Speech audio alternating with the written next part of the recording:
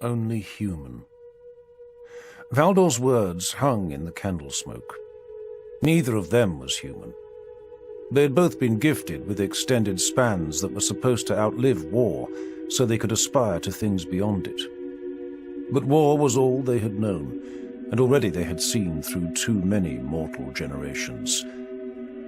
Humans had been born, lived, and died of old age several times within their lifespans, and still war persisted. Dorn and Valdor had never spoken of it, but they both privately feared they had, through necessity, become too molded by the one role that they could never leave it. They could not talk easily or lightly, like men, or pause to consider the nuances of culture. They could not relax or reflect. Martial responsibility had pushed all other concerns out of them. Even the simplest conversation turned to logistics and strategies. Humans lived and died like gadflies, Dorn thought. Where did they find the time in their short spans to be anything other than warriors, when I can't find it in mine? And I was supposed to find it. I was supposed to be so many things. Soldier was only one of them. We were born for more, he muttered. Valdor looked at him. The Praetorian realized he had spoken out loud, unguarded. He was about to brush the remark aside, but the Captain General of the Custodians held his gaze. Valdor simply nodded. His eyes betrayed a sad hint of empathy.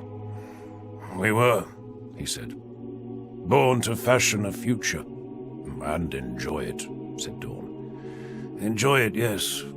Be part of it, not just its midwives. When we were made, the future was full.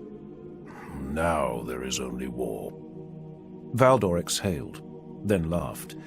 He rubbed the stripe of cropped hair that ran across his otherwise shaven scalp. We will prevail, Rogal, he said.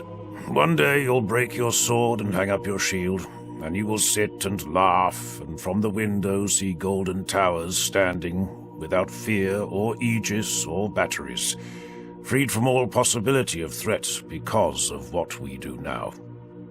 You believe that without hesitation, don't you, Constantine? I have to. The alternative is unacceptable.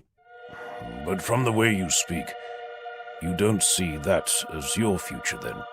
Dorn asked. My duty will never end, Valdor replied. The Primarchs were wrought to build an Imperium. Your task, however hard, has an end. Mine does not. The Custodians were born simply to protect him. It is what we will always do. You always thought the Primarchs were a mistake, didn't you? Said Dorn. Valdor looked at him. You had misgivings.